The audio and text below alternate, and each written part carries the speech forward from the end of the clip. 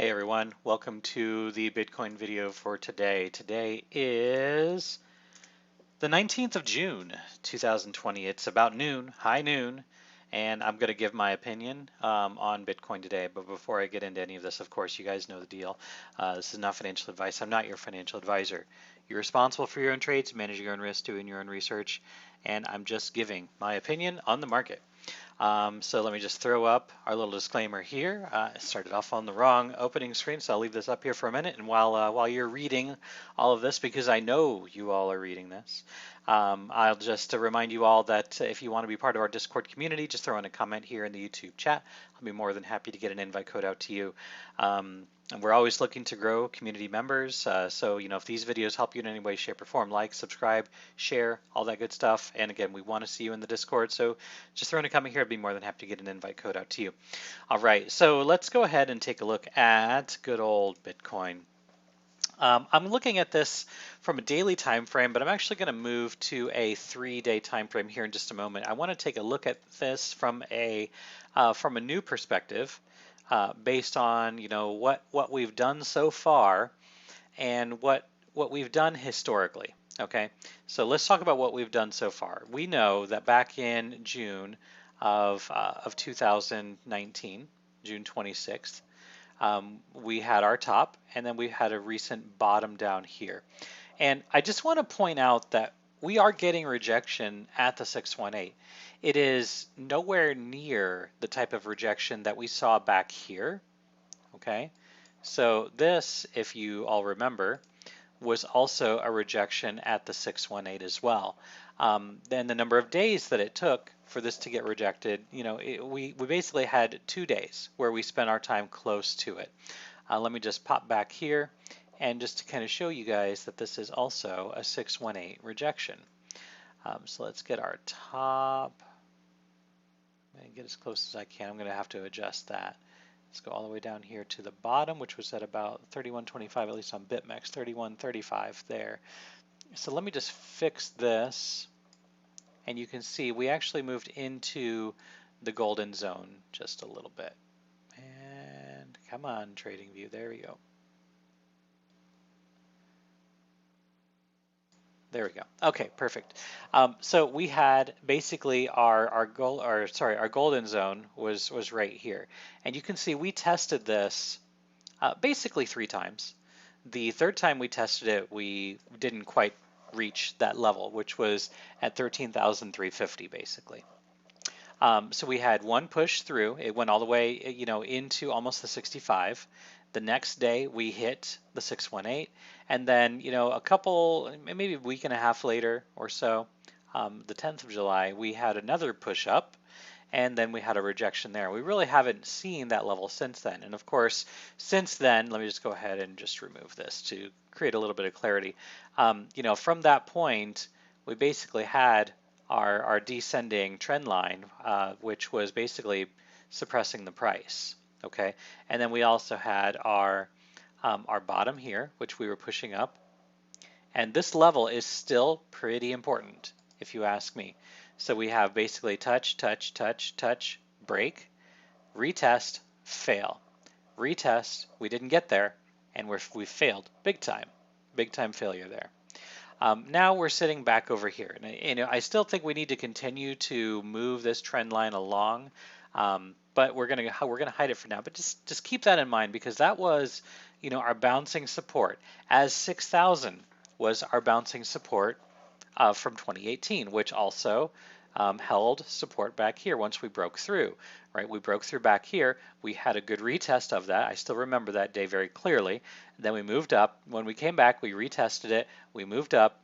We fell, and then we broke back up above 6,000 again. We do this, over and over and over. So 6,000 is support, but I also think 9,000 is currently our support level right now.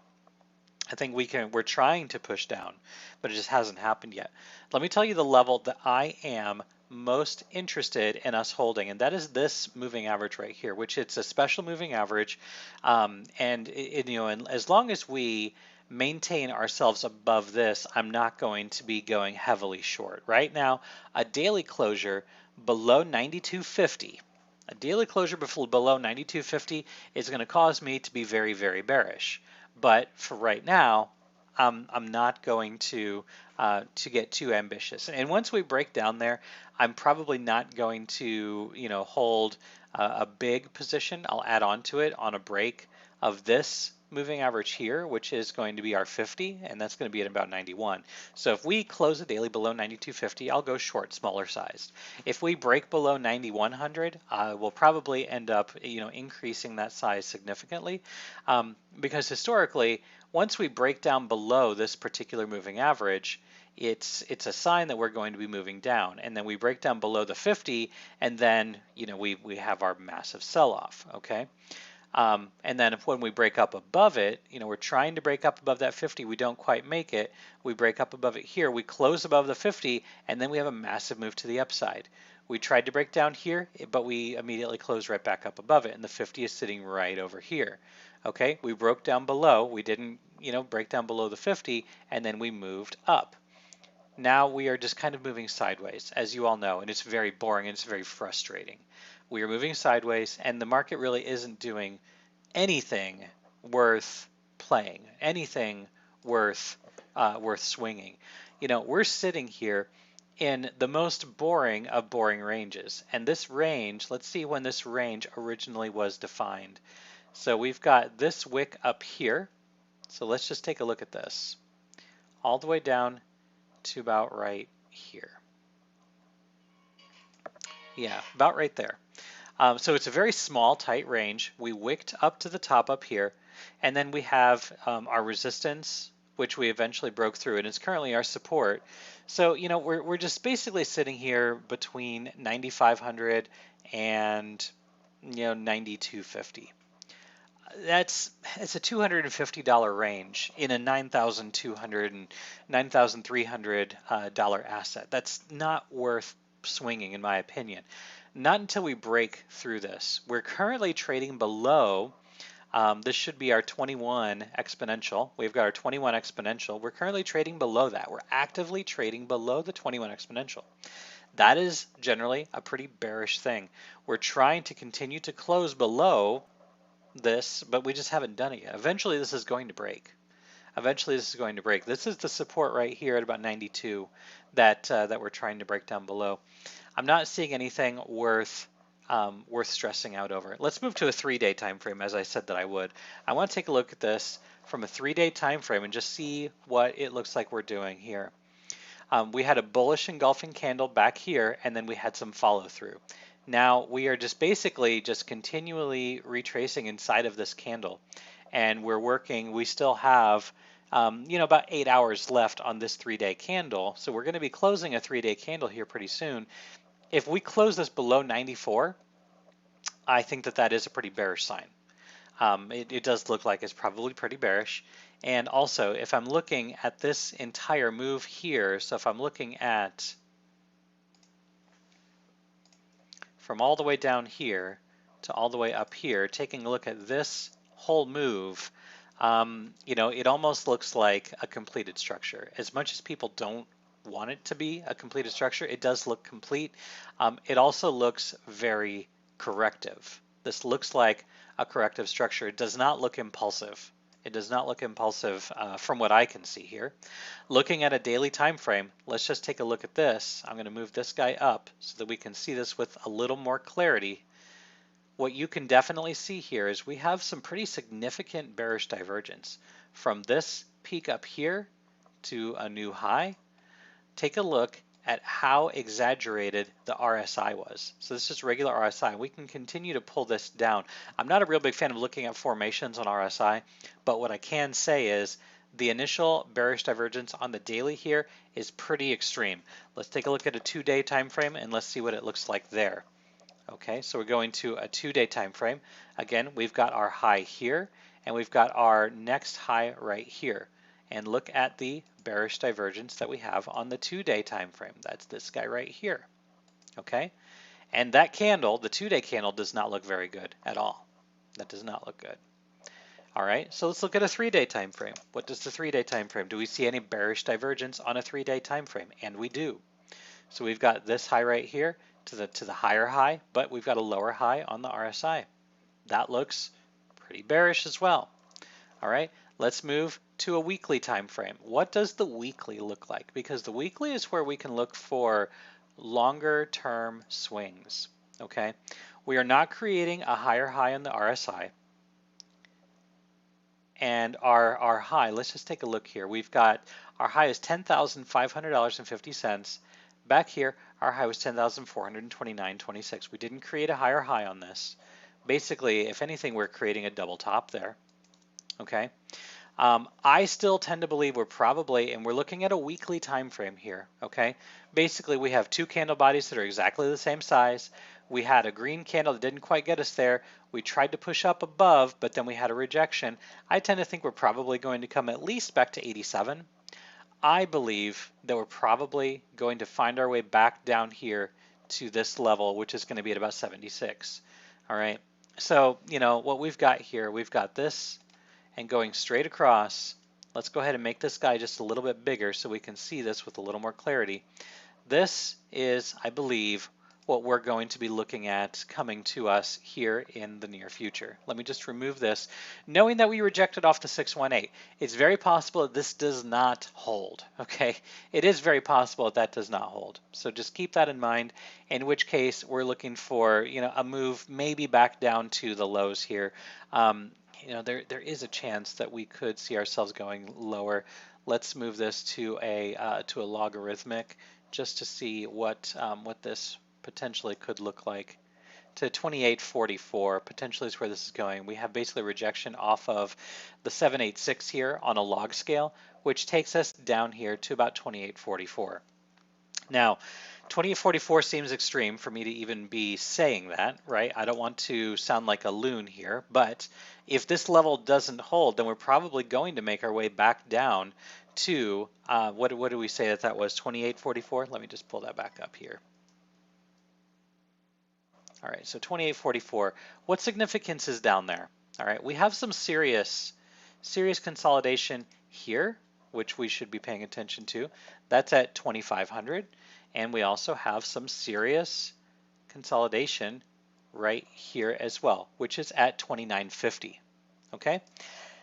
Now, I don't want to say this is where we're going, right? Again, I don't want to sound like, you know, a super bearish person here, but what I can say is, based on what I see right here, this double top, when we're having, you know, we do have a lower high on the RSI, even on a weekly time frame. Okay, guys, we were talking about this looking at different time frames. Here, let me zoom into this, and then I'll zoom back out. From right here, we've got a high. We created a higher high, but the RSI was lower. That is also a bearish sign. Okay, we see bearish signs left and right. Now, when I get bullish, it means we have to break up above 10,500. If we break 10,500 and we close even an hourly candle, maybe even a 30-minute candle above 10,500, I'll get bullish. The reason why I'm saying such a low time frame as 10,000, such a low time frame as 30-minute is because a lot of times when you have a like an expansion, it needs to sustain that price that it expands to, right? If we get a clean rejection, that doesn't help anything. That doesn't mean anything to me. We need to see at least a 15 or a 30-minute candle close above 10,500. If that happens, then I'll probably go back in. But for right now, you know, I'm really not interested in trading Bitcoin here. As long as Bitcoin is moving sideways, alts are what you need to be playing. When Bitcoin stays stable, alts are where the action is going to be. And again, on our Discord and Insured, we've been playing a number of alts, and you know, they've all been working out pretty well. I actually, I'm pretty happy to say the last, you know, 2 or 3 different alts that we have played have had no losses. They've had pretty decent gains. But Bitcoin, it just looks bearish, even on a weekly time frame. And I know it probably sounds extreme for me to be saying that we could even come back down to below 3,000. You know, it's possible. Let's take a look at BLX. Let's take a look at BLX because this has a lot of the history here on Bitcoin. I'm just going to remove the drawings that I've got on here. And what I want to do is I want to change some of the moving averages. I want to take a look at different moving averages on this. So I'm going to pull in my 200 exponential and my 200 simple just to kind of show you where this was landing here. And this is on the weekly time frame. Okay, we broke down below the 200 exponential. That was our resistance. Okay, and 200 simple moving average was our support. And both of them are, honestly, both of them are still our support. In my opinion, they are still in a bullish formation, and they're very close to flipping though. Okay, so we have the bullish formation, which really started back here when we're talking about these time frames, like a weekly time frame. We flipped bullish back here in April of 2017 when Bitcoin went basically from $1,200 up to 20K. And these are still in a bullish formation, but they are very, very close. They are dangerously close to flipping the opposite direction. All right, so again, paying attention to this, I don't think we're going to be coming back to 1200, but I will say that this level right here, which is, again, we're looking at about this level right here, about 2950, back down here to this level, which is going to be about 2500. Between 2500 and 3000, I think we're probably going to come back down here again. Now again, what other support can there be down there? Well, we always fixate on the 200 moving average on the weekly. A lot of times we focus on that because there's not enough history to support looking at a higher time frame moving average. So let's take a look at the 300. What do we have at the 300? Well, look at this. We bounced off of the 300 simple moving average, and we bounced off of the 300 exponential moving average. Okay, let's see if we have enough data for a 400. And we do. Okay, so the 400 exponential moving average comes down right here at about 3,200, and very likely we could have more support of obviously down here. Probably will end up being a wick down here if we get it. We've seen wicks that come down all the time. I mean, look at this big wick right here. This was a bad day, right? There wasn't much in the order books that could have prevented a move down to even zero on Bitcoin. So I think that that there were some exchange issues back then. I'm not going to speculate too much on that, but nonetheless, I do think that we have a good rally that is stalling right now. We are not seeing even the RSI on the weekly showing signs of any directional move in either direction. There's no signs that we are definitely going to be breaking up. There's no signs that we are definitely going to be breaking down. Only thing I can see here is that we're just moving sideways. We're just moving sideways, and again, it is very, very frustrating. But we are still in a bullish price point right now. Again, until we break down below this 8,700, I don't think we're going to see our prices back to 75. Once we break 87, then I think we can go back down there. And then let's wait and see what happens down here at 75, 76. If it's a good absorption, then I think we can see ourselves moving back up. But if we don't get absorbed and we start consolidating down here, then we're going to be moving down. But ultimately, this whole formation here looks very corrective. Going back to a daily time frame, what can we see here if we take a look at at channels on what this looks like here? I'm going to do this real quick, and then I'm going to go ahead and close out the video for today. Taking a look at this, moving this down all the way down here to the bottom. We've got our median here, which we had as support. We broke down, and now we look like we're breaking down some more. On a daily time frame, again, we're closing below the 21 exponential. It looks bearish, but it's just moving sideways. So we just have to wait for a little more clarity. But for the time being, I am not going to be trading Bitcoin because it is just not moving. And why have your money tied up in something that's not moving? I know that's what a lot of people want. That's what a lot of the big money wants. They want you to forget about Bitcoin. I'm not forgetting about it, right? This is still the king. When Bitcoin decides to move, all of the alts are going to either go with it or fall with it, right? So Bitcoin is still going to be the king here, but we can put our money in other places that is going to make us money. So not financial advice, that's just my opinion. But that's all I'm going to say about that. That was 20 minutes of my rambling. I hope that at least some of that helped you in one way, shape, or form. But of course, if you want an access to our Discord, just throw in a comment here at the YouTube chat. Todd, good to have you here. Thanks for joining. And I guess wherever you are in the world, I hope you're having a good day, good night, good evening. Stay happy, stay healthy. Have a good weekend, everyone.